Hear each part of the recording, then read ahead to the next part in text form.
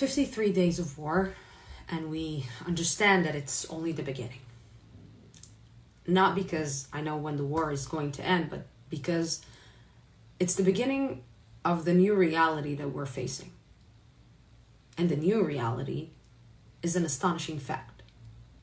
Truth doesn't matter. Facts don't matter. The only thing that matters is what each and every individual with 10,000 followers think is the truth.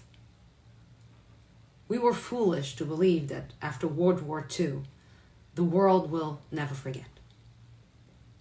At least back then, people could use the excuse that they didn't know. And now, what you're really saying is not that you don't know. What you're really saying is that you just don't want to see, that you're not interested to see the brutal images that the terrorists took by themselves, that the terrorists filmed themselves, killing, murdering, torturing innocent civilians. You see and watch the images, and yet you choose to say that it's a lie.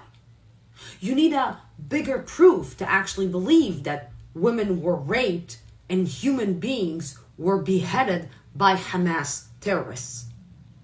And on top of that, if you finally come to the conclusion that these atrocities actually happened, you justify it.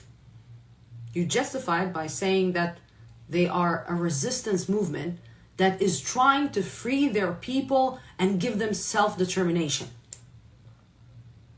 Giving their people self-determination by murdering, slaughtering, raping, and kidnapping innocent children, women, and men from their homes. Did you ask yourselves what these self-determination fighters did with all the millions of dollars that they got throughout the years? Did you ask yourselves what benefits did their own people get from all that money? Welfare? Health?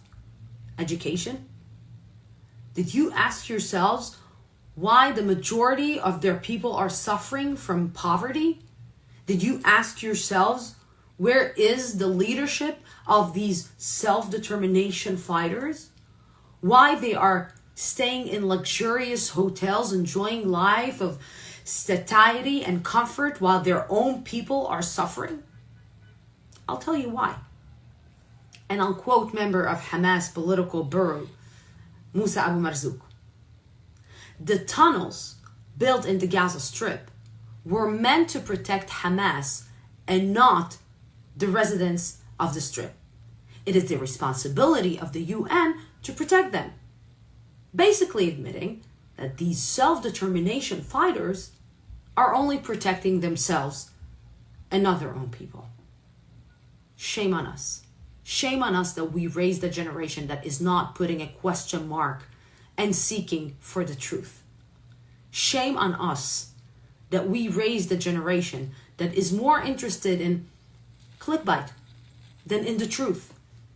Shame on us that we raised a generation that is not faithful to facts and choosing to be humanitarian only in certain circumstances. Shame on the world that is waiting once again that history will say, you knew. You knew, and you chose silence. Shame on women. Shame on international rights women organizations. Shame on feminists that stand silent in front of bodies of raped women and with this chilling silence, basically saying, maybe you were raped, but this is part of a legitimate resistance. Shame on the international community that is choosing willingly to prove the phrase that history will always repeat itself. This is pure hate. This is pure racism. This is pure anti-Semitism. But here's one fact that has been proven throughout history. When you choose terror, terror will choose you back. When you stand next to terror, it will seek you and hunt you down. When you stand on the wrong side of history, it will always, always come back and remind you how wrong you are. But remember one thing. At the end of the road, after a long, painful, hard fight, the truth will always, always win.